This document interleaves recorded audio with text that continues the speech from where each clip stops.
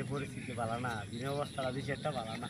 চাচা তুমি এইখানে বসে রইছো, ওই ওরে, পাড়ার কুদ্দুস ওই পাড়ার কুদ্দুস হসকিরায়া নামের পিছে হাজি লাগাইছে, কিন্তু এই কুদ্দুসই বাংলাদেশে থাকতে কত ঘুষ খাইছে, কত সুদ খাইছে, কিন্তু নামের আগে সুদ সুদখোর লাগায় নাই, ঘুষখোর লাগায় নাই, এখন হসকিরায়া আর নামের পিছনে হাজি লাগাইছে। চাচা এটার মানে আমি বুঝতেছি না, আমাকে একটু বোঝাই দাও তো। তুই এটা বুঝছিস নাই?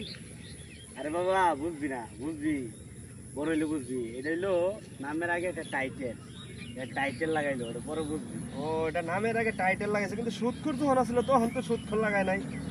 হ্যাঁ বড় বলি, এটার নামে টাইটেল, টেকা আছে যে টেকার টাইটেলটা লাগাই দিল এটা। তা আমি সেই সব হাজিদের উদ্দেশ্য করে বলছি, যারা দেশে থাকতে ঘুষ খাইছেন, সুদ খাইছেন, অথচ হজ থেকে আসি নামের পাশে হাজি লাগান। আমি ওইসব হাজিদের সাবধান করছি, সাবধান, নামের পিছনে হাজি লাগানো যাবে না। আগে যে সুদ খাইছেন এই সুদ করতে আগে লাগাইতে হবে।